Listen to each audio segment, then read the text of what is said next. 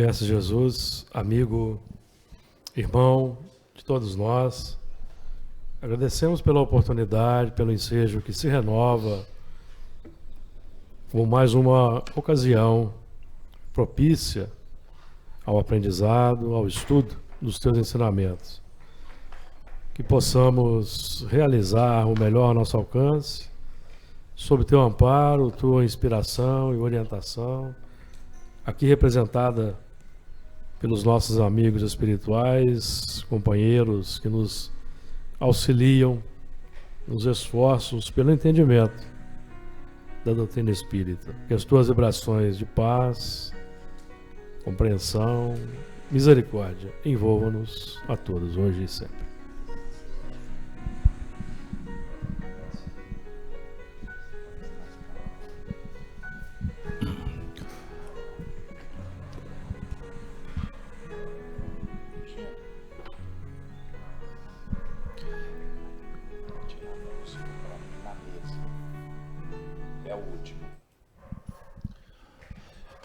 Bom, gente, bom dia para todos.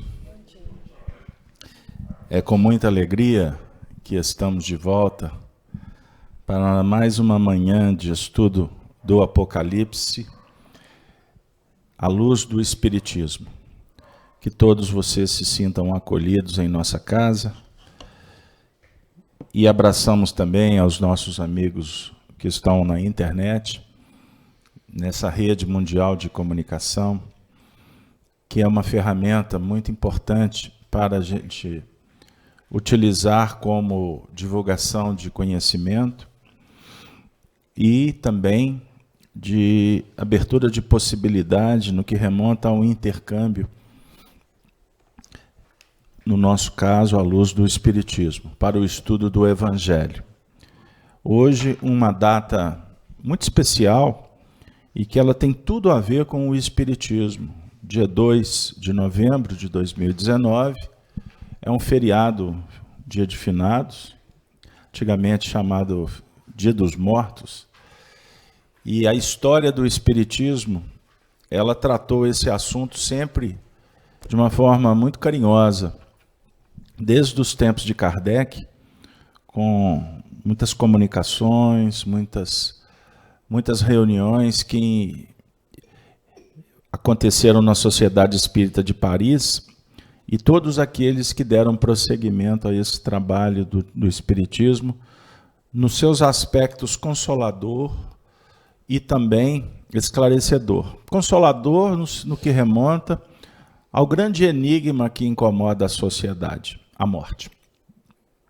A consolar aqueles que ficaram, aqueles que partiram, esclarecendo sobre a beleza da imortalidade da alma e do processo reencarnatório que nos concede, então, a oportunidade de vir à Terra e, pela desencarnação, voltar para o mundo espiritual, dando prosseguimento a essas injunções da evolução.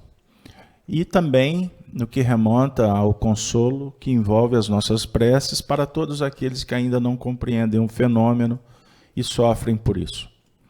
Hoje é um dia que pessoas no mundo inteiro visitam os mausoléus, fazem alusões ao que aconteceu no que remonta à perda dos entes queridos, e os espíritos também se movimentam nesse sentido para consolar essas pessoas, e costumam espíritos irem a estes ambientes porque estão sendo invocados ou avocados por aqueles que estão em busca de um contato, sabendo nós que o contato se faz mentalmente em todo momento em que nós acionarmos.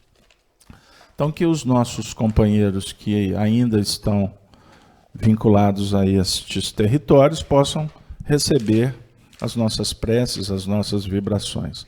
Porque para nós, numa reunião como essa, numa data, significa comemorar a vida e não a morte. Pois bem, respeitando, repito, aqueles que estão vinculados a essas faixas. Ok? Bom, gente, nós estamos trabalhando com o livro Apocalipse, que significa revelação, tirar o véu. livro atribuído a João Evangelista. Estamos lidando com o texto do capítulo 11. É a última imagem, Gino. As duas testemunhas. Nós vamos fazer a leitura até o verso 8º. E foi-me dada uma cana semelhante a uma vara.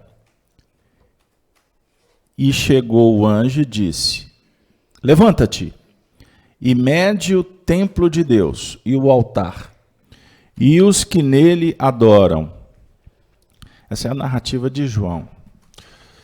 E deixa o átrio que está fora do templo, e não o meças, porque foi dado às nações, e pisarão a cidade santa por 42 meses.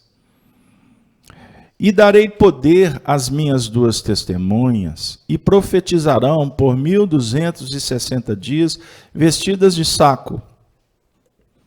Estas são as duas oliveiras e os dois castiçais que estão diante do Deus da terra. E se alguém lhes quiser fazer mal, fogo sairá da sua boca e devorará os seus inimigos. E se alguém lhes quiser fazer mal, importa que assim seja morto. Estes têm poder para fechar o céu, para que não chova, nos dias da sua profecia.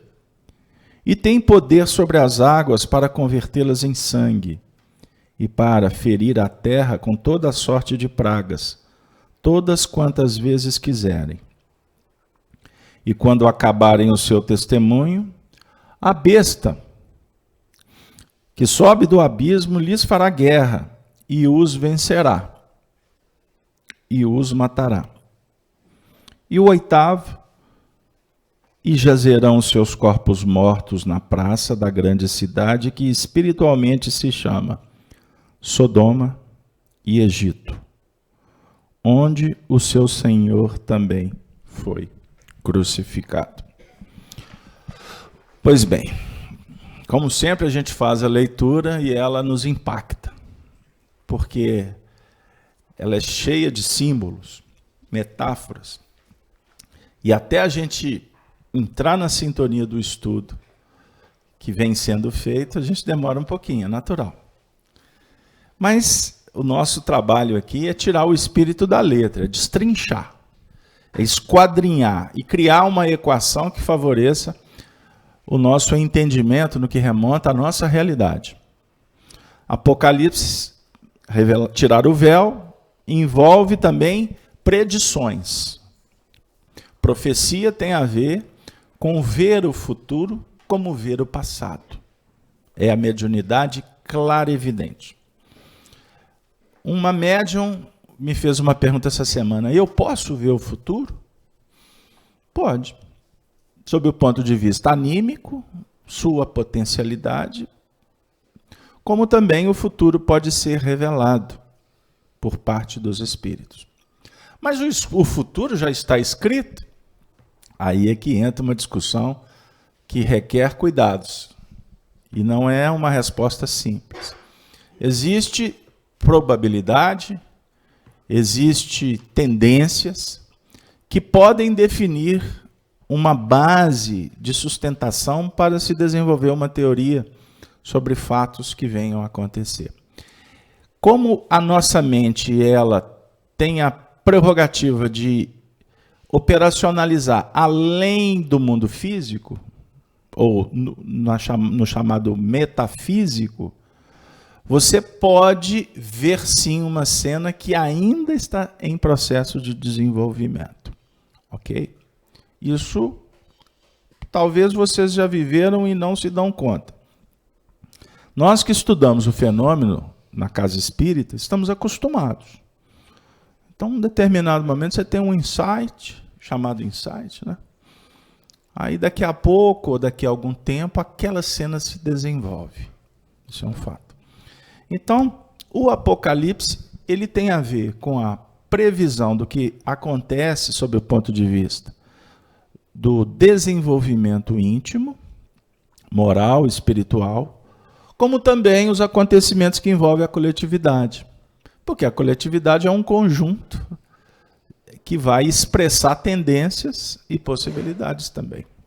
Então, quando Jesus faz a predição que naqueles tempos, que são os tempos que configuram a nossa atualidade, esses tempos ou estas previsões também tiveram a ver com o século III, com o século V, com as grandes hecatombes acontecidas em períodos passados.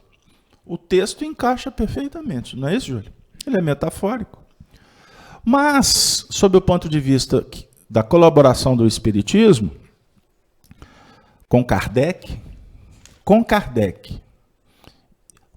pós-Kardec existem desdobramentos que precisam de ser estudados com calma, porque podem ser teorias sem sustentação.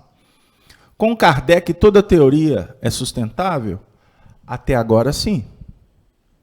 E, diga-se de passagem, Kardec estava assessorado por Jesus e uma pleiade de espíritos. Então, a margem de erro é muito pequena. Então, por isso é que, por margem de segurança, a gente prefere ficar com Kardec, certo?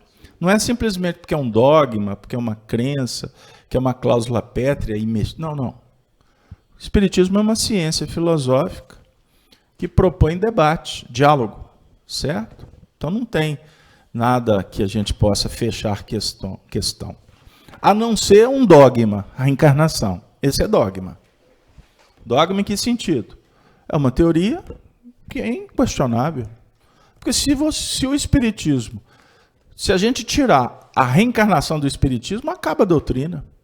Todas as teorias vão para o chão. Ok?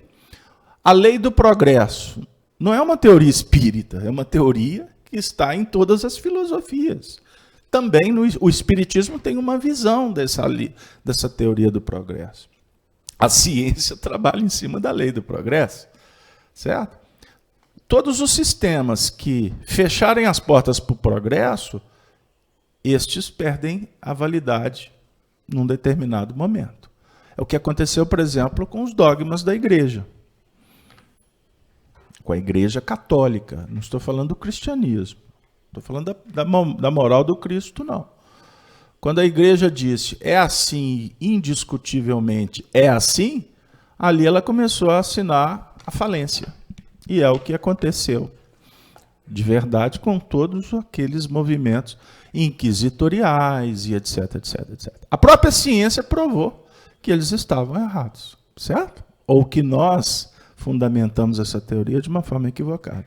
Então, toda presunção, toda ideia de que se domina uma ciência ou uma verdade, ela está a um passo de perder a sua sustentação. Então, quando um indivíduo fala assim, eu sei, aí você pode pensar assim, que nada sabe. Se você fizer isto, funciona da mesma maneira. Quando eu digo assim, eu sei, no sentido de eu tenho a verdade. Não é eu sei fazer arroz, eu sei. Não é nesse sentido. É no sentido de dominar uma verdade e não estar afeito a qualquer possibilidade de questionamento. A vida funciona assim, o tempo todo. Então, nós estamos aqui diante de um fenômeno que são as testemunhas atuando. As testemunhas representam as vozes dos céus. Representam a verdade que vem do alto. E a verdade que vem do alto é progressiva, ela vai se adequando, porque há um princípio de respeito. O homem é que tem que ascender. O homem é que tem que crescer para captar. Não é a verdade que vem de fora para dentro te constrangendo. Então, as testemunhas representam todo o movimento que já está consolidado sob o ponto de vista da verdade, da luz, do amor, da ética, da moral. E todo esse movimento ele será contestado naturalmente. Por isso é que é testemunha, testemunhar. Você tem que dizer a que veio, sob o ponto de vista de cada um. Jesus provou isso quando ele diz, eu não vim mudar a lei, eu vim dar cumprimento. Então Jesus veio vivenciar, porque é o que dá autoridade. A vivência. Não a especulação, não a ilação. Então, quem fala muito, costuma, em Minas Gerais, a gente dizer, dá bom dia a cavalo. Porque só fala muito. Não tem papo na língua, não mede, solta as coisas assim, ó, sob o impacto, o impulso. Não tem medição, não tem reflexão. Então, dá bom dia a cavalo. Então, nós estamos tendo que testemunhar, dizer a que viemos, para nós mesmos e para a natureza, que tem uma expectativa sobre nós. Então, esse é o movimento da testemunha. Toda vez que tu fizer para atender a expectativa da natureza humana e se tornar um gigante sob o ponto de vista das suas possibilidades, você estará dando um testemunho a uma crença, a uma ideia que você abraçou. Somos espíritas? Somos, não é isso? Podemos dizer isso? Vocês que estão aqui? Pessoal do chat? Bom dia, Denise. Você é espírita, Denise? Mas bem. Então, é o seguinte. Somos espíritas? Ok, eu falo para todo mundo que eu sou espírita. Ok. Isso resolve? Pode complicar a sua vida, que você pode arrumar inimigo para todo lado. Mas a outra história é o seguinte: eu sou espírita pelo meu comportamento. Então, é a filosofia na operação. Com todos os meus problemas, com todas as minhas imperfeições. Mas eu tenho que dar testemunho disso. Sob o ponto de vista histórico, as testemunhas sofrem. Porque existe um sistema sofisticado que a inteligência humana propõe para não ou para atrasar o processo evolutivo. Isso é fato. E o que fomenta estas teorias? A lei do menor esforço. Eu não quero melhorar. Ou então eu até digo, eu quero.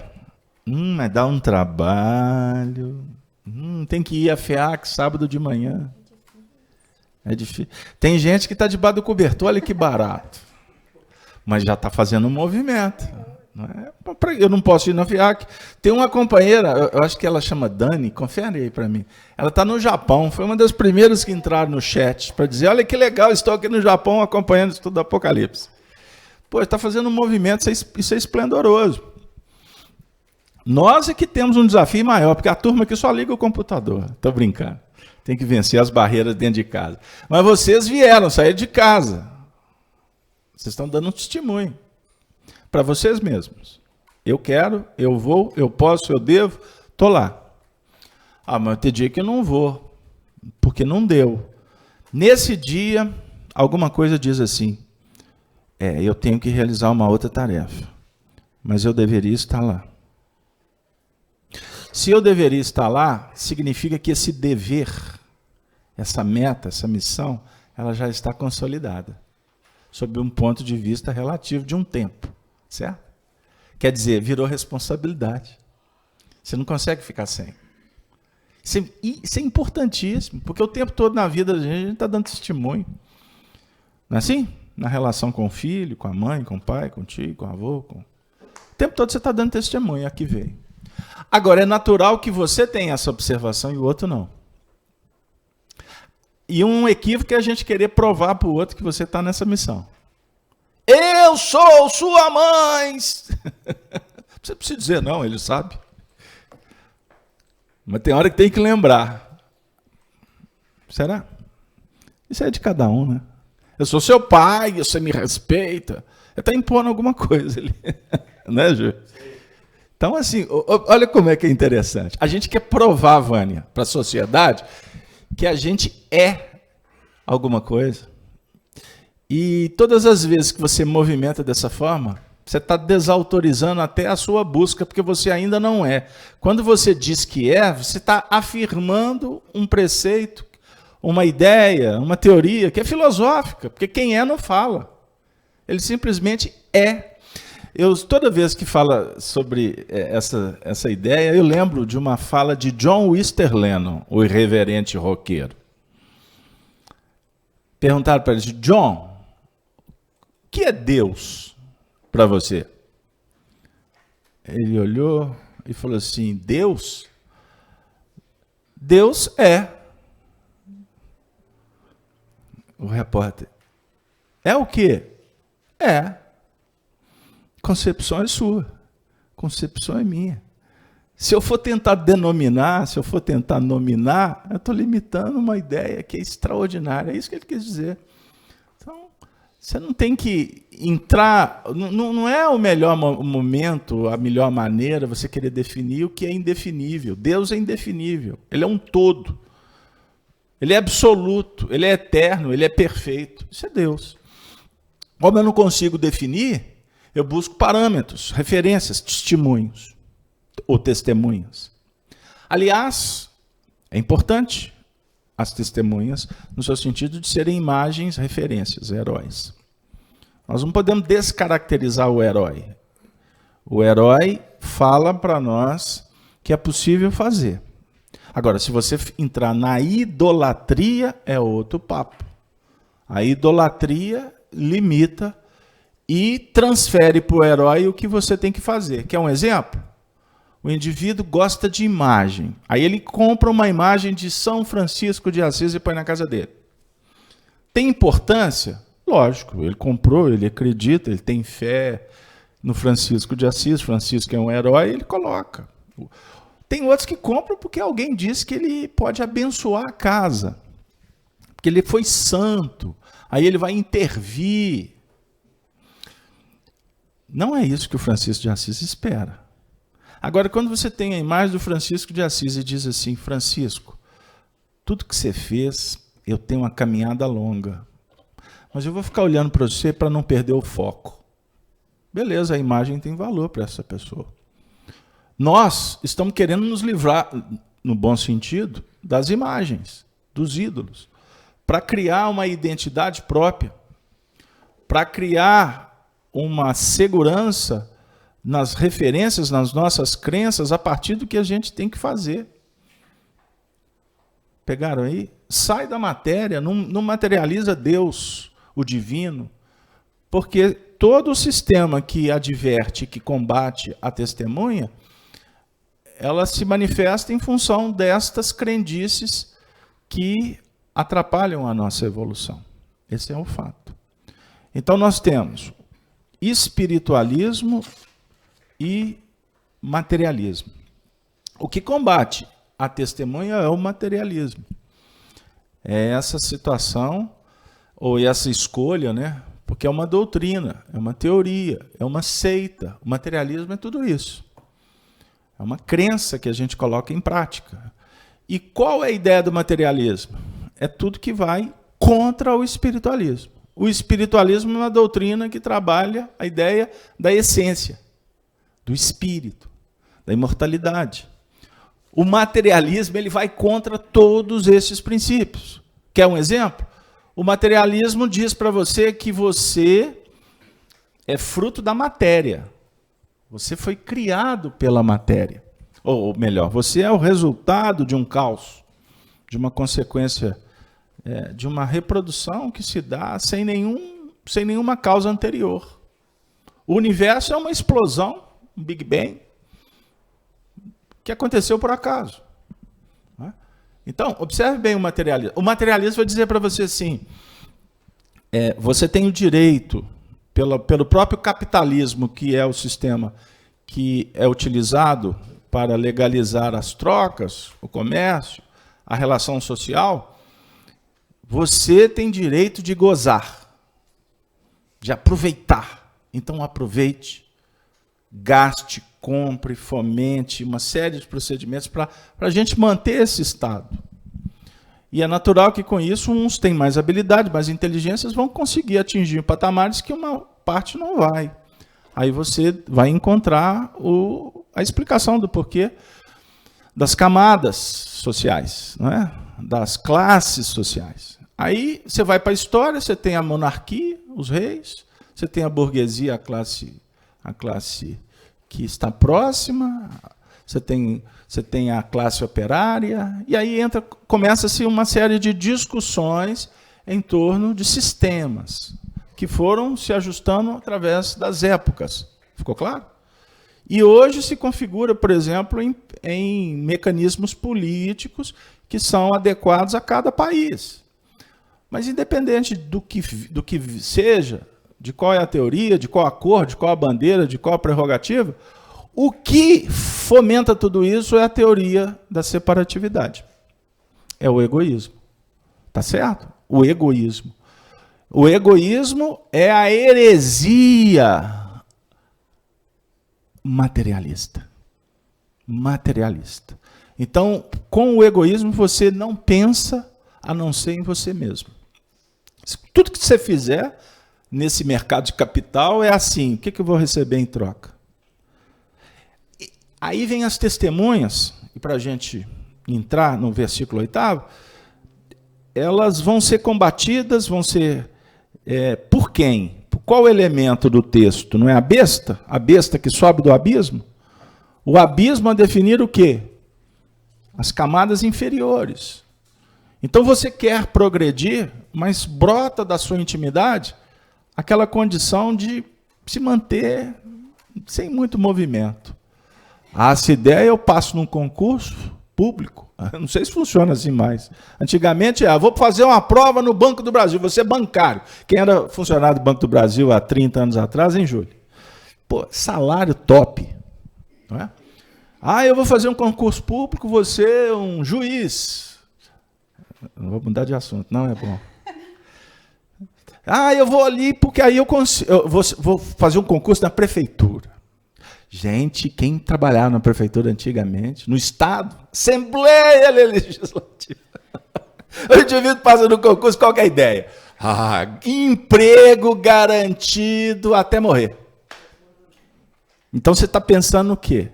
Você não estou dizendo isso é a regra, não, viu, gente? Cuidado. Mas é só uma teoria aqui, só para fundamentar a minha fala. Não estou dizendo que isso funciona para todo mundo.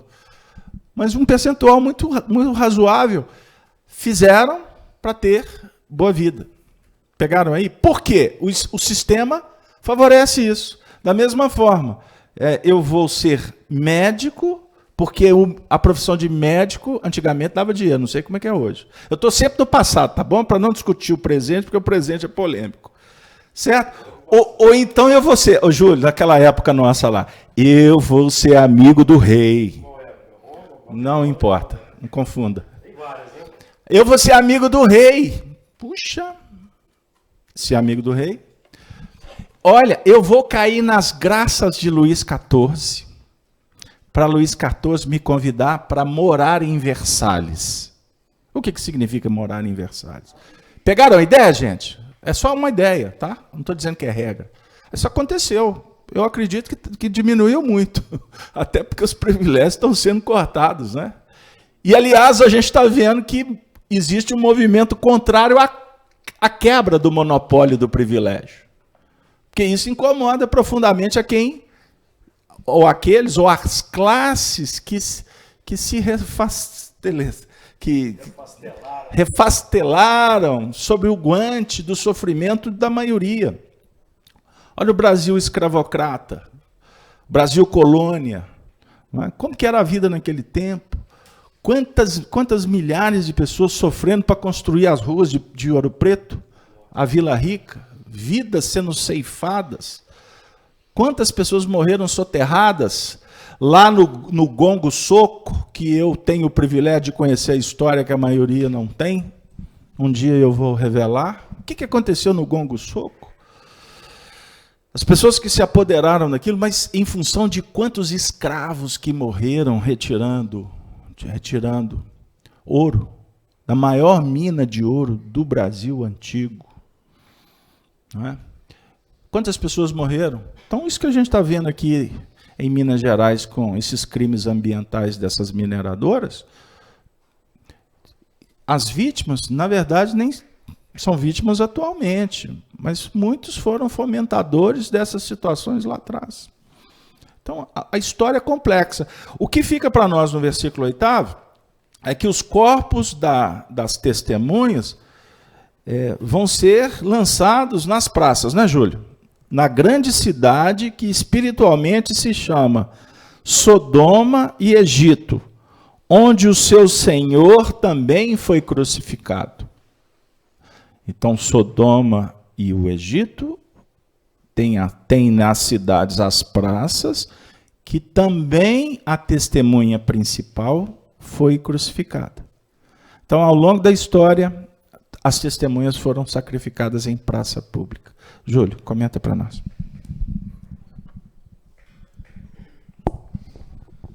E jazerão seus corpos mortos na praça da grande cidade, que espiritualmente se chama Sodoma e Egito, onde o seu Senhor também foi crucificado. Temos elementos interessantes aí para fazermos uma abordagem assim rápida, para extrairmos apontamentos para nosso aproveitamento. O jazerão seus corpos mortos. Nós temos aí dois movimentos. Os movimentos o fato das testemunhas geralmente serem sacrificadas, serem mortas ao longo do tempo, nos séculos passados, aqueles que vieram dar um testemunho de amor e de bondade. Evidentemente que não se pode eliminar ninguém, porque a morte não existe, mas então existe esse movimento. Supostamente foram eliminados, então os corpos estão mortos na praça. E de um outro ponto de vista, o ponto de vista da nossa, sobre o qual devemos fazer uma reflexão, é a questão importante se nós estamos sendo inativos, ociosos, verdadeiros corpos mortos na vivência do Evangelho. Porque temos os corpos mortos das testemunhas fiéis à proposta divina e temos os corpos mortos daqueles que já adentraram o sistema, como nós, já abrimos os corações para a mensagem, mas nós nos mantemos perfeitamente identificados com a Sodoma e o Egito, que representa o materialismo. Então, o materialismo, a quebra do materialismo é a grande, consequentemente, do egoísmo, que é uma tônica nossa aqui, falamos muito disso aqui na casa de Kardec, Amélie Boudet, é um dos cernes, um dos focos do Espiritismo. Então, nós já nos referenciamos aqui bastante duas questões importantes do Livro dos Espíritos, que é a 913, que identifica o egoísmo como a maior chaga da sociedade, e a 799, em que Allan Kardec pergunta pertinentemente aos espíritos como pode o espiritismo contribuir para o progresso da humanidade. E os espíritos vão nos responder destruindo o materialismo, que é uma das chagas da humanidade. Então, o materialismo representa a exteriorização, a concretização do egoísmo que vigora no nosso coração, que é a besta que nós mantemos vivas. O Emmanuel, por exemplo, quando fala do egoísmo, nós precisamos nos lembrar que o egoísmo representa a lei de conservação em estado exacerbado. Existe a lei de conservação, que é um mecanismo natural de evolução e de progresso, que nos aponta que todos nós temos o direito de reter de acordo com a justa preservação. Então, estamos no mundo material, temos o direito de usufruir dos bens. Kardec trata disso no Evangelho segundo o Espiritismo, no capítulo 9, no item 5. Temos o direito de usufruir da felicidade, do prazer, dos bens materiais que conquistamos pelo trabalho honesto e digno, pela ocupação útil. Mas tudo que escapa à justa preservação vai representar o abuso de que se acresceu à vontade. Então aí nós temos a paixão, que se chama egoísmo. O nosso desafio na Terra é encontrar aquele limite entre o necessário e o supérfluo, que é tratado tanto no Livro dos Espíritos, quanto no Evangelho segundo o Espiritismo. Então, nós, tendo adentrado essa aldeia extraordinária, ou essa grande cidade, que o Espiritismo lentamente, ou o Evangelho lentamente vão edificando no mundo, porque o nosso egoísmo edificou o símbolo aqui já trazido das 4 Babilônias. Edificou a Babilônia, edificou a Roma, um movimento crescente. Edificou o Império Romano místico, e hoje nós temos uma sofisticação extraordinária de Sodoma e Gomorra nos tempos atuais, em que o materialismo entrou em todas as áreas do conhecimento humano. Paralelamente, com a vinda das testemunhas, desde Abraão, vamos aqui didaticamente centralizar em Abraão. Didaticamente, com a vinda de Abraão, Moisés, os profetas e Jesus, os apóstolos, os mártires ao longo da história, Francisco de Assis, Allan Kardec. Então, Jesus vem também buscando edificar uma grande cidade, que lentamente vem sendo construída, mas ela luta com uma força titânica da nossa base, a besta entronizada, que é o egoísmo. E é difícil de nós tirarmos aí. Então, os corpos mortos jazem, seus corpos mortos, na praça da grande cidade. Então, nós temos aí dois movimentos. Só para finalizar, para voltar para o Carlos Alberto. A praça da grande cidade simboliza a nossa mente, a consciência desperta. A mente, o conhecimento adquirido, que já nos possibilita identificar o bem do mal, identificar o egoísmo, combatê-lo, identificar os valores do amor e edificá-los. Então, nessa praça da nossa intimidade, temos, de um lado, os corpos mortos representando pontos indutores de novas coisas, dos mártires, porque nós os massacramos no passado. Quem os massacrou no passado? Nós mesmos que aqui estamos aqui discutindo, tentando interiorizar o Evangelho. Mas as imagens, os exemplos, os ensinamentos permanecem na nossa intimidade, na nossa mente, como aquela voz da consciência. Então aqui estão. E do outro lado nós temos os nossos próprios corpos mortos pelas cristalizações do egoísmo, das paixões, que impedem que as induções positivas das testemunhas possam nos permitir avançar. Então, o nosso trabalho aqui, estudando Apocalipse, não é um trabalho de pequena monta, não é, Carlos Alberto? É um trabalho de grande expressão para nós. A Denise está solicitando a palavra porque ela é a testemunha dos amigos do chat. Hoje realmente é um dia de festa no nosso chat. Estamos aqui celebrando a vida. E olha só que equipe que está aqui. A Bárbara, a Soni, o Marco Aurélio. Que galera boa, hein? Que galera boa. Além deles, os cartinhas. Trabalham muito durante a semana. Cartinhas marcadas, Luísa, Vanderly. E a Dezinha que você citou, ela é de Saitama, no Japão, que está aqui conosco. E pela primeira vez, a Miriam Sueli, de Florianópolis, Santa Catarina. Além dela, Maicon, de Corumbá, Mato Grosso do Sul. Leila, de São Roque, São Paulo. Nosso chat hoje está assim, incrível. Puxa vida, hein? Que legal. Eu recebi um e-mail essa semana de um companheiro que entrou no estudo, não sei se foi da quinta ou da terça, pela primeira vez.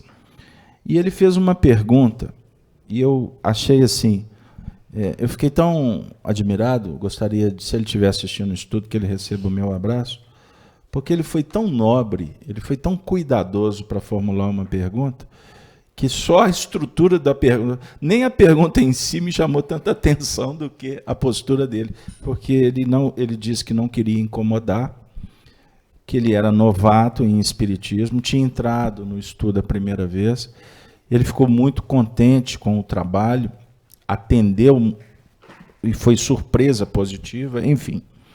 E aí ele fez uma pergunta sobre o papel da internet, da divulgação, no que remonta à mensagem espírita. Então, quando a gente vê o chat com pessoas no mundo inteiro, tem a ver, então, com essa pergunta que ele fez. E a gente sabe que nada acontece por acaso. Também um membro aqui da FEAC, há uns 2 meses atrás, me fez uma pergunta. Se a nossa divulgação não é uma divulgação muito acanhada, se nós não poderíamos forçar mais, pensar em estratégias, enfim. Porque para trabalhar contra o materialismo, o papel do Espiritismo é esse, trabalhar contra o materialismo. Em que sentido?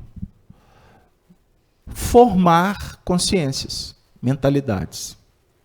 A gente verificar que nós só vamos mudar quando nós mudarmos a nossa maneira de ver e de agir. Então, formar consciência intelectual, porque primeiro é intelectual. E eu não estou falando intelectual sob o ponto de vista acadêmico, de elitismo, nada não. Não é nesse sentido, não. Mas você formar consciência demanda gerações. Um trabalho como esse ele vai repercutir mesmo daqui a 30, 40, 50, 100 anos. Que pode ser nós mesmos que vamos voltar para ver o que alguém fez um dia, que somos nós, porque outros fizeram e a gente aprendeu com eles. Então, essa cadeia, essa dinâmica, ela vai se projetando com o tempo. E o Júlio tocou no assunto quando ele falou sobre a mensagem do Cristo, que ela é lenta. Porque tomada de consciência, meu amigo, não é um processo simples. Envolve lidar com cristalizações. O nosso passado ele fala muito mais alto hoje do que o futuro. E tem que ser assim. Não pode ser diferente. O Júlio me falou de uma médium que teve uma experiência mediúnica que ela se viu numa reminiscência nos tempos da Atlântida. Lembra, Júlio? Sim. E a gente estava, antes de vocês chegarem, a gente estava discutindo sobre essa teoria. É possível um médium relembrar de uma vida no tempo da Atlântida? É. Só que o tempo, embora o tempo mental e emocional é diferente do tempo biológico, o tempo da Terra, vamos trabalhar a Atlântida de 50 mil anos atrás. É natural que a memória seja mais fugidia, seja muito mais sutilizada. Então, os devaneios são muito mais verdadeiros do que os próprios registros. A definir o seguinte, que nós não temos a intenção de saber o passado sobre a ótica apenas informativa. Mas o passado é fundamental para a gente entender o que devemos fazer quanto às realizações do agora. Só que se você só ficar olhando no retrovisor do carro, você vai bater o carro. Então nós temos a prerrogativa do Espiritismo que vem dizer assim, olha, o Espiritismo é um farol, viu, Gino? Ele sabe o que eu estou falando. O Espiritismo é um farol. Olha que imagem bonita. Um farol que está dizendo assim, olha, vocês esqueceram de Jesus. Então vamos voltar aos tempos de Jesus e vamos trazer toda a proposta vivencial do grande filósofo que foi Jesus. Porque Jesus, para o mundo ocidental, é um religioso, na acepção da religião conforme a gente entende. E aí a gente confunde, e Jesus foi expulso da sociedade pelo materialismo. Se você for discutir com qualquer jovem hoje aqui no Brasil, qualquer assim, aí quase que eu morri, com a maioria dos jovens que estão nas universidades, eles vão dar um colorido à mensagem de Jesus, ou sobre o existencialismo de Kant, a psicologia freudiana, não é? Ou eles vão trabalhar o Jesus político, que é desse ou daquele partido, e olhe lá. E tem jovem que vai dizer, se alguém falar do nome de Jesus, que o Estado é laico, que não tem que se discutir religião nas escolas. Esse jovem está certo, não tem que se discutir religião nas escolas. Mas as escolas deixaram a moral, que é a moral do Cristo, que é moral para todos. Moral não tem time, não tem camisa, não tem estado, não tem país, não tem planeta, porque o Emmanuel fala que o Espiritismo é a doutrina dos mundos. Então, meu amigo, a regra do bem viver é para a Terra, é para Platão, não, para Plutão, para Mercúrio. Tô tão fechado com Platão, hein? Tá virando um pratão de bobagem. Pegaram aí? Fazer o outro que gostaria que o outro te fizesse. Então, quando eu, num discurso acadêmico, desrespeito alguém em nome de defender uma teoria, eu estou tirando a luz de qualquer teoria. Porque, na verdade, as teorias elas existem para a gente tentar entender, mas elas são separativistas. Elas são egóicas. Elas são fechadas em si. Em ciência, a ciência tem um compromisso com a verdade e não com a teoria. A teoria é para você chegar na verdade. Chegou na verdade, se essa teoria valeu, valeu enquanto pesou. Agora nós vamos trabalhar outra teoria. Não é assim, Júlio? Você que é um homem de ciência. Deveria ter sido assim, né? Então tem filósofos atuais, espíritos que reencarnaram, de grandes filósofos. Deveria ter sido assim, mas no Espiritismo não aconteceu assim, não. O quê? Explica melhor. Deveria ter sido assim, mas no Espiritismo não aconteceu assim. Da ciência prevalecer. Prevaleceu o misticismo e o dogmatismo. Pois é, prevalece exatamente o que é a religião. Não é a religião. É a psicologia humana, como dizia o Honório, que sofistica para não querer ver. Nós queremos nos apoiar ao que nós entendemos ser o certo. Tem uma professora de filosofia que eu sou fã dela. E ela diz o seguinte, que o mundo contemporâneo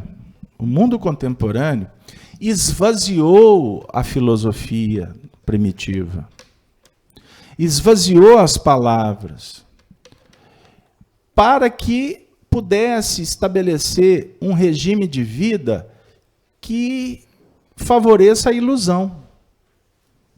Então você tem na ciência, por exemplo, do marketing, puxa vida, teorias extraordinárias para te convencer a comprar um produto.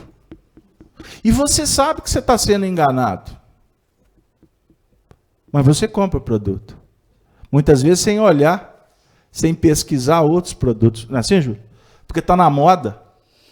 E se você falar para um indivíduo da sociedade, mas você está sendo você é da massa de manipulação. Ele diz, mas é assim que funciona, não tem problema. Quer dizer, ele não quer se esforçar por compreender.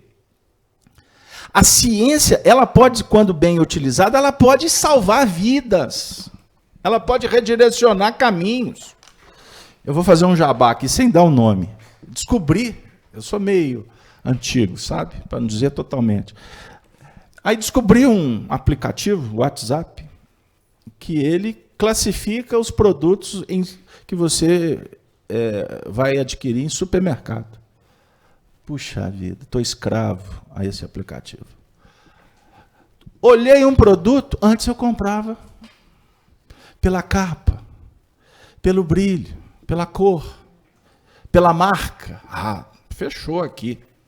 E eu fui descobrir que eu estava usando, durante uma encarnação inteira, um monte de produto de péssima qualidade, pagando caro e achando que era o melhor. Estou dando um exemplo muito pequeno. Então, hoje você tem recurso para, na hora de comprar um produto, você ter mais elementos para apreciar o produto que você está comprando. Hoje nós podemos fazer prognósticos, nós podemos antecipar doenças. Nós temos que usar, isso é fantástico. Então, a ciência buscou a verdade. Mas a ciência também se torna elementos para empresários, para a indústria farmacêutica. Né?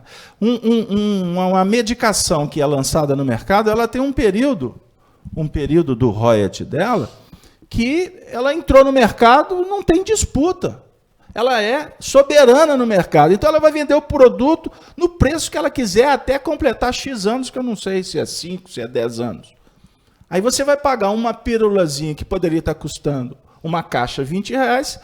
Quem é dependente de remédio, vai pagar num remédio aí 90, 100, 350. Estou brincando. Aí daqui a pouco acabou o monopólio, entrou outros, aí já tem um genérico, esse remédio cai para custar uma caixinha de R$30, uma caixa que custa 1.000. Vocês entenderam? Então, observem bem que o sistema, ele se apoia na ciência, para se garantir. Um produto, uma máquina de lavar, estragou o botão da máquina de lavar lá da minha casa. Isso também é apocalipse. A máquina, coitadinha, está igual o caso Alberto, né? Mas pobre dura até acabar, e mais 6 meses. Essa é a expectativa do pobre, né? Então a máquina está toda capenga, mas aí o indivíduo foi consertar a máquina e disse assim: e olha, que o senhor não vai achar o botão, só estragou um botão. O senhor não vai achar. Porque a regra agora é o seguinte: você lança um produto no mercado, durante, eu acho que 5 anos que ele falou, não sei se é verdade, a empresa é obrigada a repor peças para esse produto durante 5 anos. Depois, não mais, porque ela vai lançar um outro produto. Então, significa o quê? Que você é escravo de um sistema do materialismo que se apoiou num outro sistema chamado capitalismo. É o capitalismo. O Júlio citou a Roma. Roma, à medida em que ela foi conspurcando, ela se movimentou e criou muitas estratégias para fundamentar todo esse processo que vivemos em sociedade. Qual que é o preço? O preço é que o ser humano vai se exaurindo, ele vai cansando, ele vai descobrindo que ele foi enganado, que ele se enganou, que ele faz parte de um sistema complexo. Aí, à medida em que ele cai em si, pelo sofrimento, não foi o que aconteceu com o filho pródigo? Ele caiu em si. Ele tinha tudo, e depois foi ver que não tinha nada. Tudo que ele tinha, na verdade, ele não tinha, ele apenas detinha. Aí você gasta.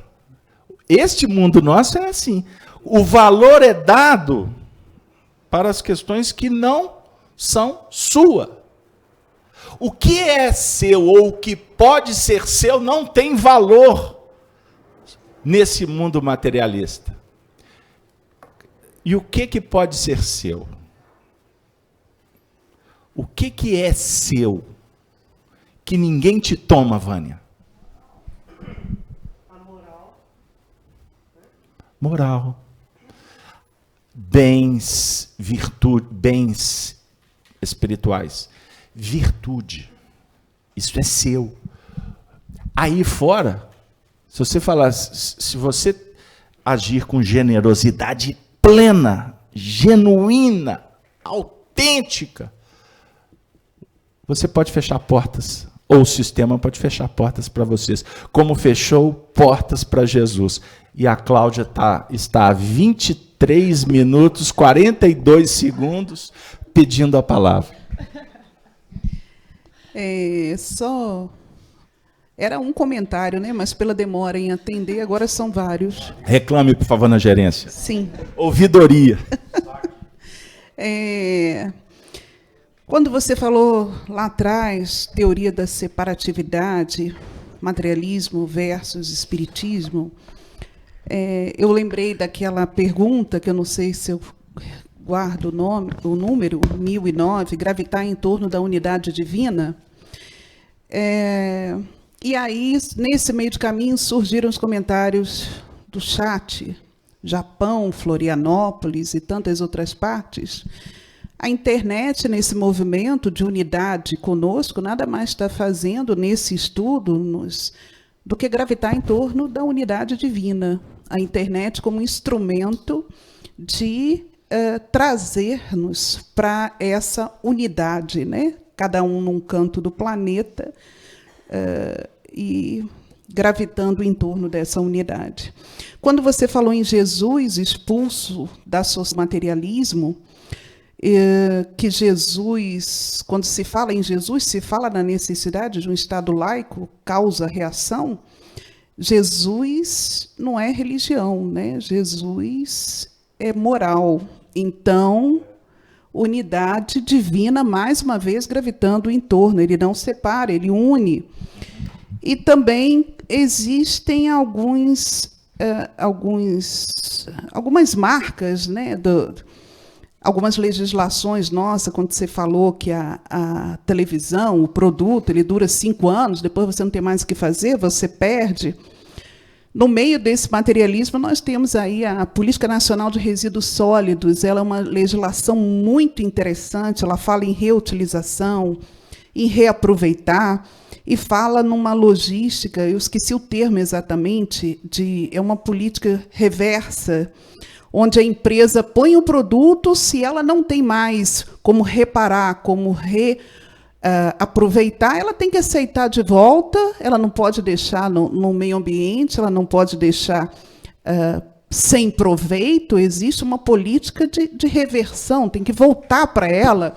Então, em meio ao materialismo, o capitalismo, você tem aí caminhos para você sobreviver em meio a isso, né? Existe uma legislação inteligente, existe uma legislação apropriada, mas de que pouco se fala e pouco se explora. Nós simplesmente descartamos.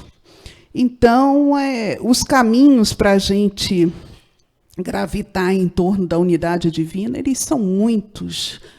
E é isso, a gente compartilha isso. Vou convidar a Cláudia para participar mais nos nossos estudos, porque ela consegue sintetizar, ela resume muito bem, porque muitas vezes a gente tem que trabalhar numa dialética mais ampliada, mas tem momentos que você tem que organizar o pensamento, e foi o que ela fez.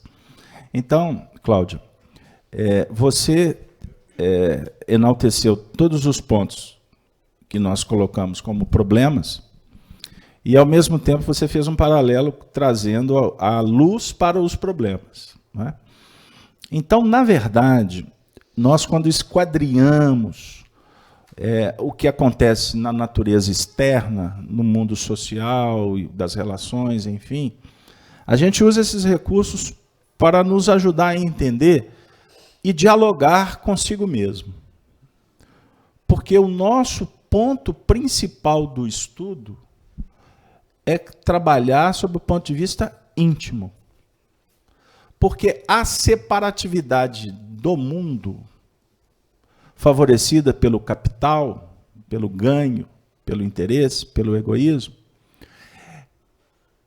existe porque nós somos infantis no trato conosco mesmo. Porque toda a contradição do mundo que a gente tem muita propriedade em enumerar, se deixar, a gente fica o dia inteiro aqui falando dos problemas. Porque esses problemas de fora, eles falam da história de cada um. Nós estamos dentro desse processo, nós não estamos fora. Certo? Então, qual é a necessidade, então? Continuar investindo no conhecimento para compreender a contradição. Mas você não pode ficar apenas na periferia dos efeitos. Você tem que ir na causa. O que eu estou querendo dizer com isso? Que a mudança ela é íntima a partir do conhecimento. E a teoria da separatividade ela tem que ser combatida nas mínimas questões da vida. Mas você não pode apenas combater, você tem que fazer luz. Então nós temos que verificar que nós somos espíritos que fazemos parte de uma natureza, a natureza divina. Temos a natureza divina no coração, na intimidade, e a natureza na qual nós estamos integrados. Então olha a teoria. Qual é a prisca teoria, a mais remota proposta filosófica que veio para a Terra para a gente refletir sobre o sentido da vida? Hermes Trismegisto trouxe a teoria de que o universo é todo mental. Todo mental. A definir que a mente é o verbo, a matéria é substantivo. O que movimenta não é a matéria. Olha, Júlio. O que movimenta é o espírito. Uai, Casalberto, mas e os quarks? E as matérias subatômicas? E os elétrons, eles se... Amigão, eu queria contar para vocês que a partícula menor que é conhecida pela ciência, ela está sendo trabalhada por uma mente. num grau absoluto e num grau relativo. Olha que legal.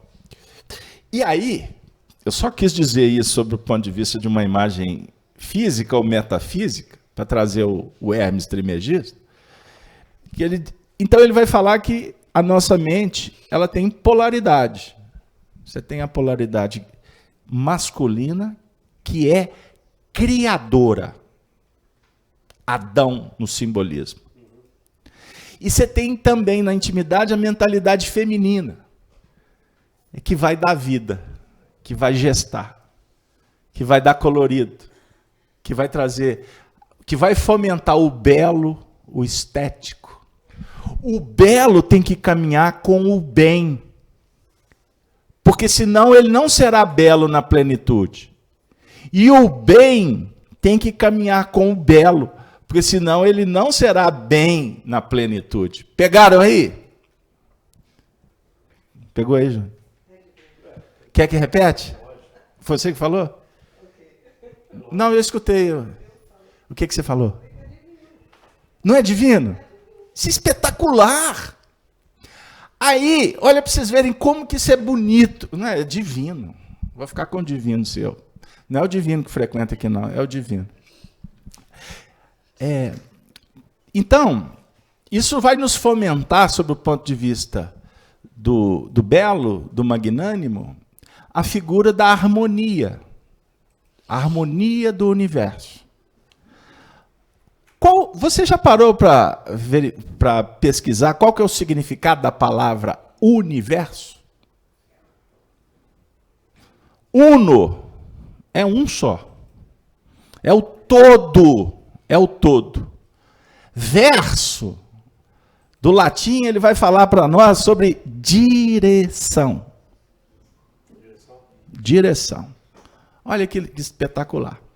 Então, no universo, você opera em várias direções. Mas todas vão te levar para um ponto só. O uno. Porque você está dentro do todo. O todo é Deus. O todo é a mente divina.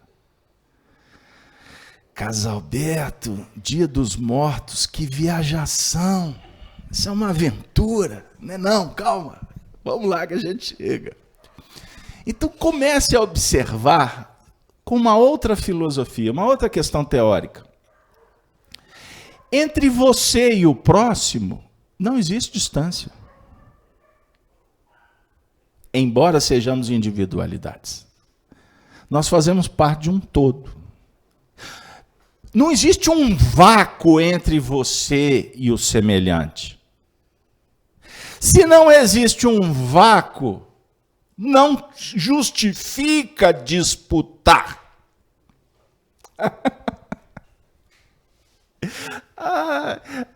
Aqui chegou aqui. Chegou meu querido amigo Leão Zálio.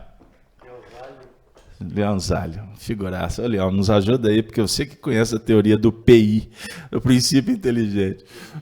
O Leão Zálio foi um amigo nosso, desencarnado aqui. É uma figuraça. Conhecia de evolução como poucos. Então, justifica a sua mão disputar com o pé o que pertence ao pé? Não. A sua mão e o seu pé fazem parte de um corpo.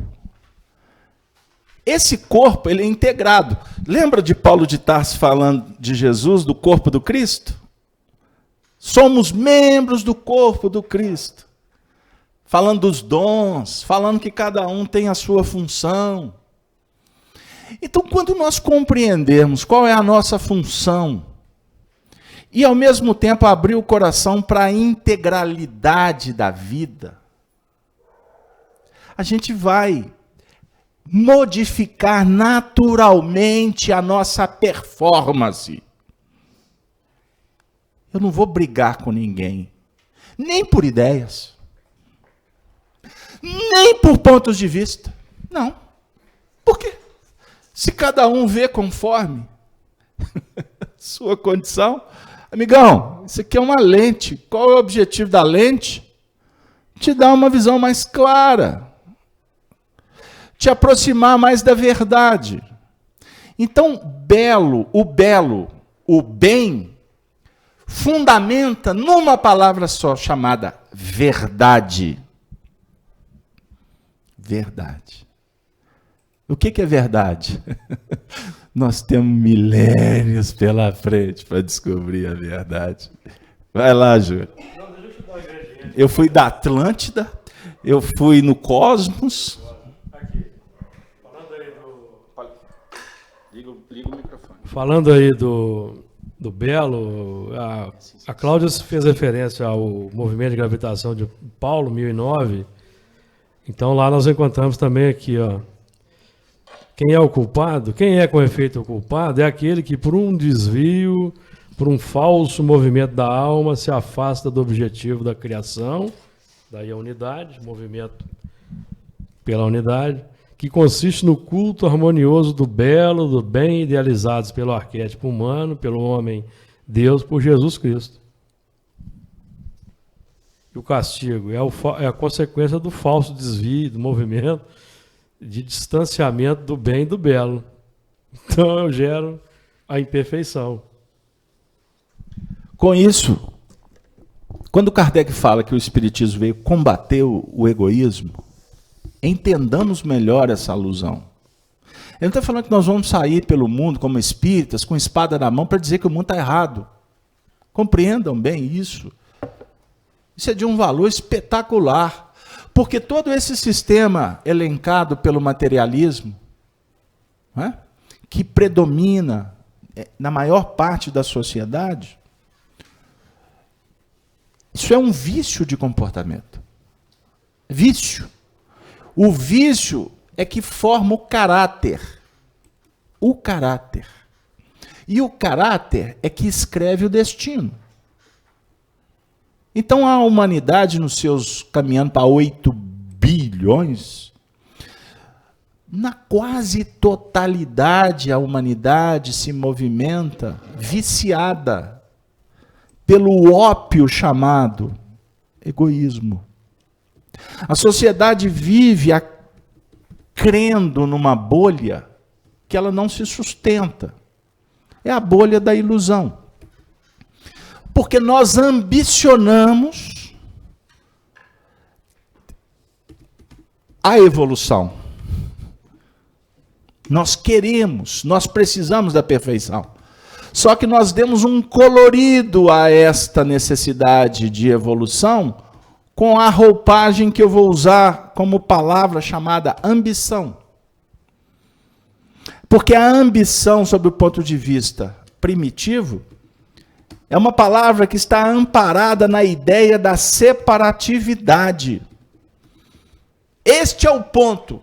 Ambição. Por isso disputa, por isso violência, por isso o poder pelo poder. Por isso que nós estamos sofrendo. Porque essa ilusão, ela não te alimenta. Ela tem prazo de validade. Quer um exemplo? Como que está as nossas relações sociais? Duradouras? Intermitentes? Sem sustentação? Por quê? Porque a bandeira é da ambição. E a ambição traz uma palavra junta que é irmãzinha futebol clube. Não é Fla-Flu. Fla-Flu é o inverso, é o adversário, né? Eu falei Fla-Flu porque tem cariocas aqui no ambiente. Pois bem, a outra é Vasco, né? Eu prefiro Botafogo. Tem um amigo Arthur, botafoguense. Ou seja, nós gostamos de todos, menos de um, menos de alguns. Pegaram aí? É de acordo com o interesse. Entenderam?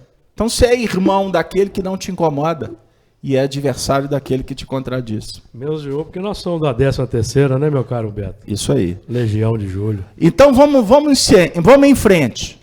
Então a ambição traz consigo o que eu falei? Ambição traz consigo a ansiedade.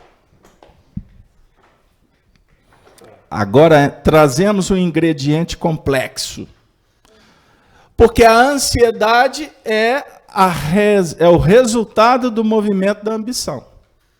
Quanto mais ambicioso, o seu movimento estará sempre em querer ajuntar em celeiros. Você quer sempre trazer, sempre trazer, sempre trazer. E como é um movimento que traz resposta sob o ponto de vista do desejo e do prazer, e ele é efêmero, você nunca se dará por satisfeito. O prazer, quanto mais melhor, até que o indivíduo perde a vida. Não é assim? Sob o ponto de vista das questões materiais, que eu não vou entrar no mérito, ele morre em busca do atendimento ao seu prazer. As relações morrem porque muitas delas foram pautadas em busca apenas do prazer. Me atende, então vamos que vamos. Sobre vários pontos de vista. Então isso vai estabelecendo um vício de comportamento.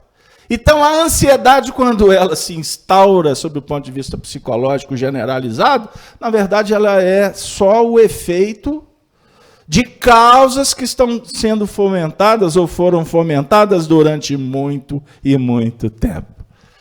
Completamente diferente do movimento da testemunha, do amor, daqueles que compreendem a verdade. Sabe por quê?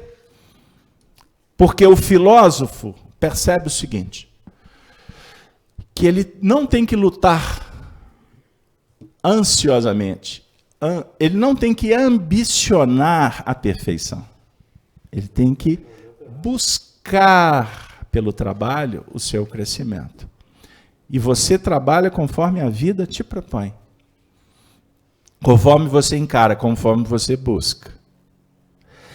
E aí entra um princípio fundamental, que a proposta do Evangelho vai dizer para nós que devemos fomentar a natureza humana e não, e não os princípios do materialismo.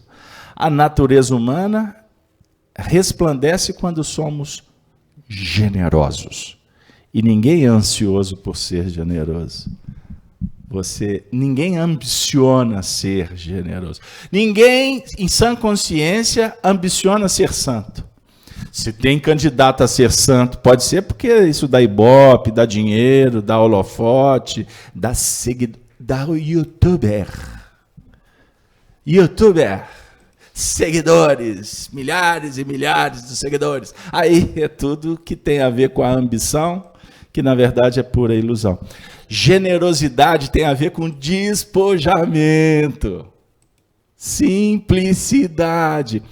Quer um exemplo melhor do que...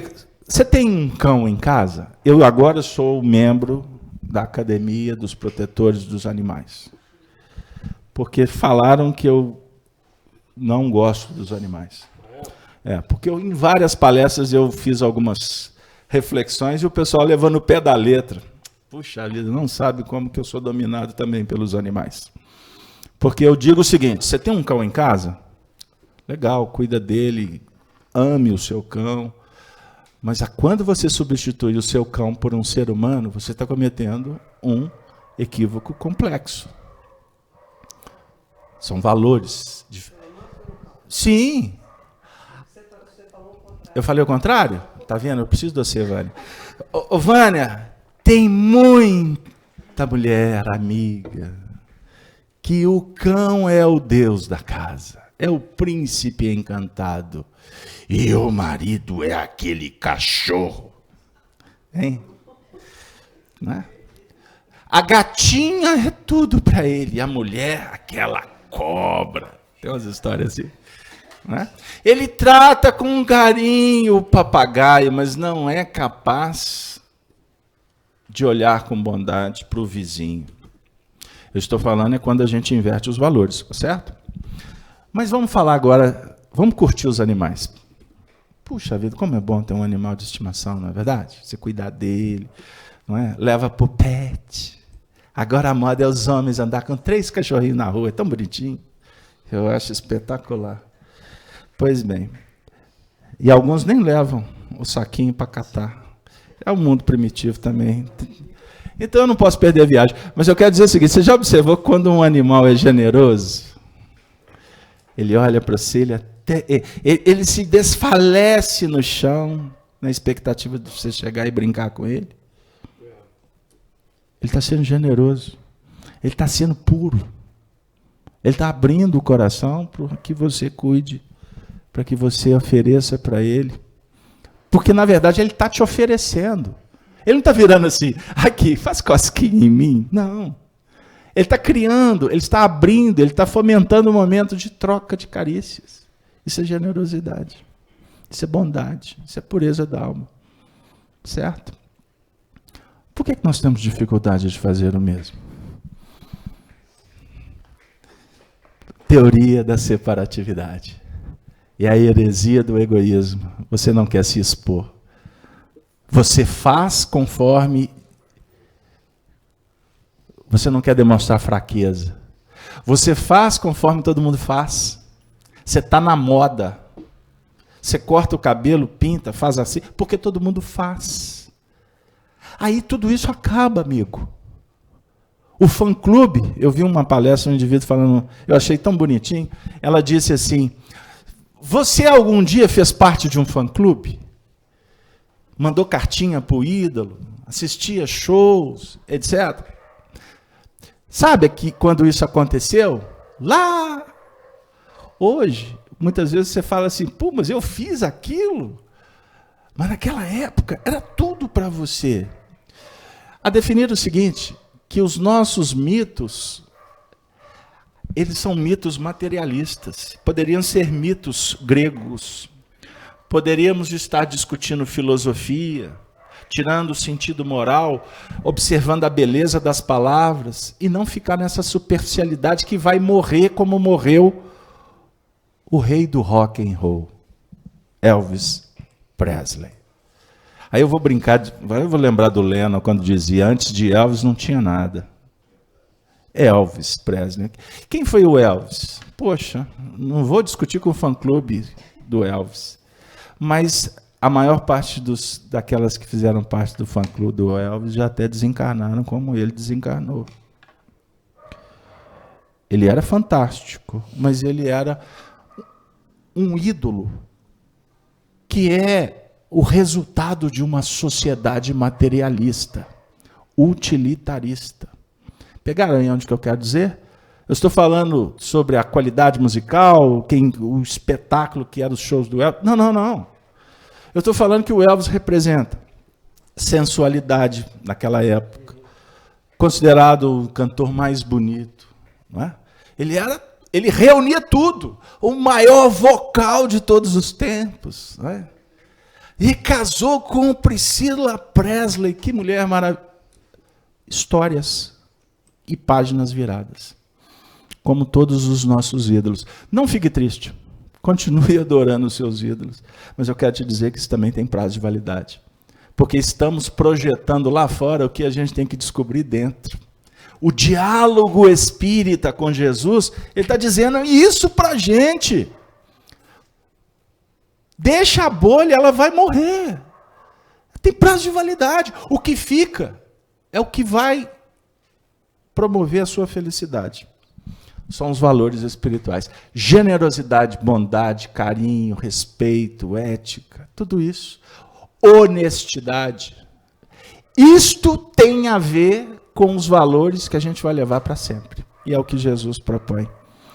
Refine a sua ansiedade. Não quero destruí-la. Pois trabalhe com calma. Aí eu comecei a falar, não concluí.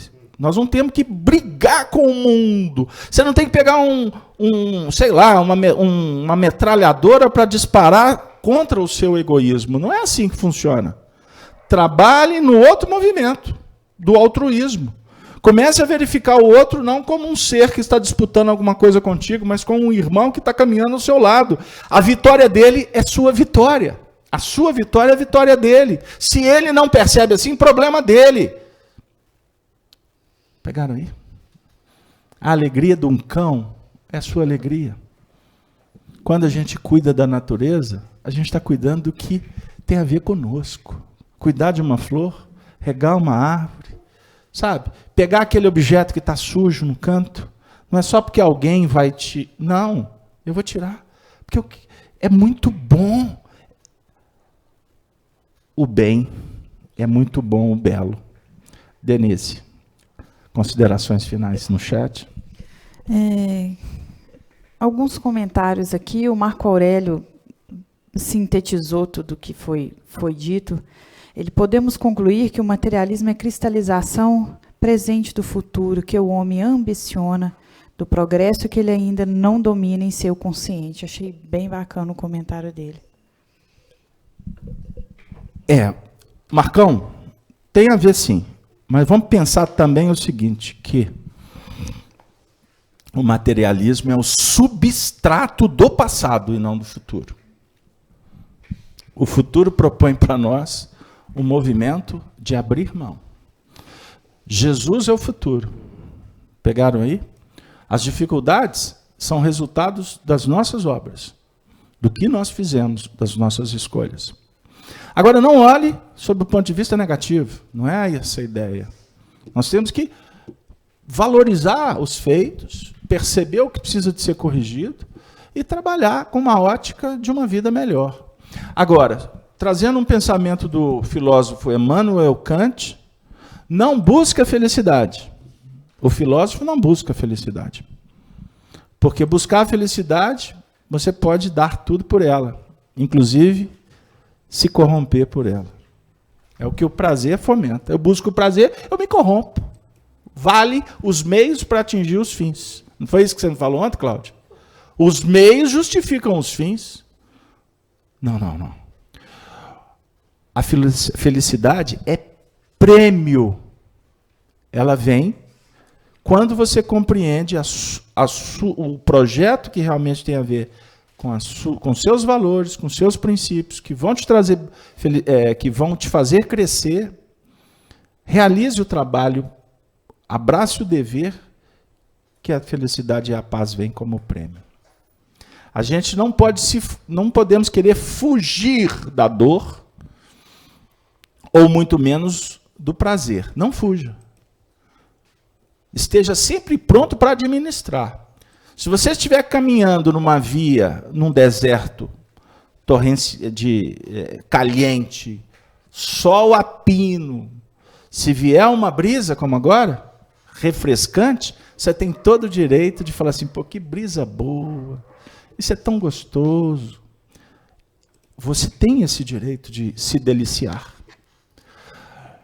Da mesma forma, o sol está a pino, está queimando a sua pele, você não tem por onde fugir. Compreenda o problema que está te visitando, não fuja dele, enfrente, encare com dignidade e com coragem. Porque não adianta você querer fugir do sol no meio do deserto. Por mais que você fugir, mais ele vai queimar e vai te tirar da possibilidade de pensar numa estratégia, não é isso? Então a gente tem que estar pronto. A gente tem que estar pronto para enfrentar os desafios do caminho. E por isso o texto afirma que essas testemunhas, considerando o Egito das praças, né, da Sodoma e o Egito, que tem o ponto negativo, né, que são os recursos do passado, as cristalizações, mas também há de se considerar que nós estamos voltando em Sodoma para iluminar. Aí você volta para trabalhar.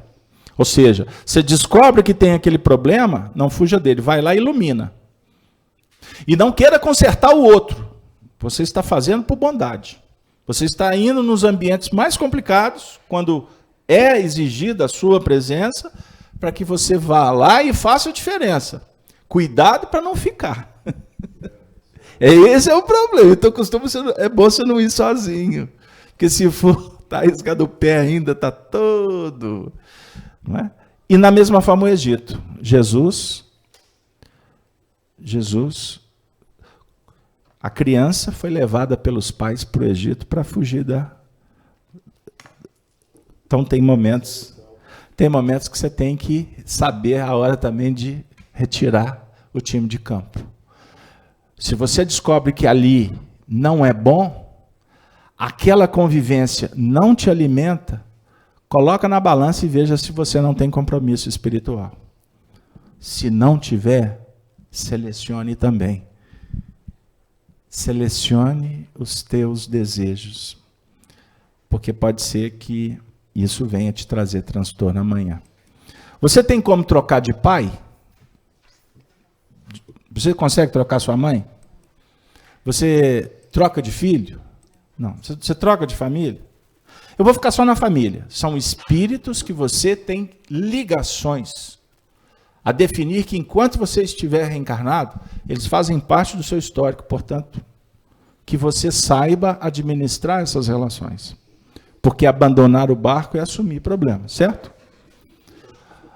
Mas existem relações no mundo que a gente não tem compromisso espiritual, não. A gente está querendo ficar porque atende o prazer. Aí sim a gente pode estar amarrando vínculos para se resolver no grande futuro. Enfim, o Apocalipse nos dá muito trabalho. Essa aventura sempre nos deixa em situações bem diferentes daquela condição que nós chegamos na casa. Não é isso, Regina? Está de acordo? Júlio, podemos encerrar? Semana que vem, Júlio, nós vamos partir para o versículo 9. Estamos caminhando para o fim do capítulo. São 11 versículos, correto? É isso mesmo?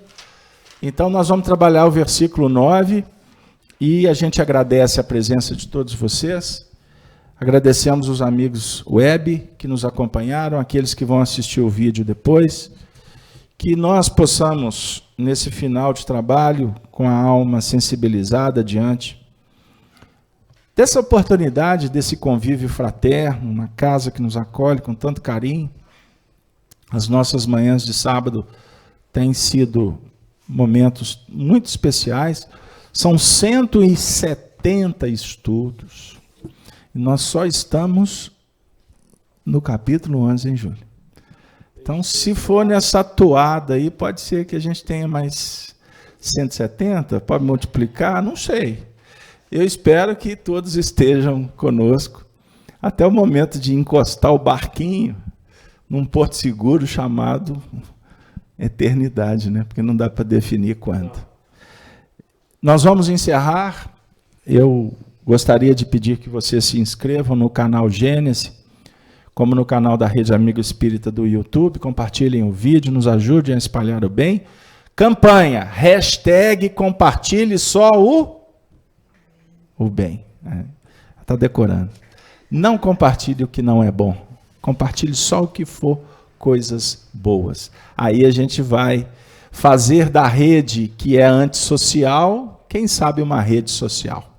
Porque nos mundos da intolerância, do ódio, das polarizações, a rede social também tem sido espaço para criar inimizades.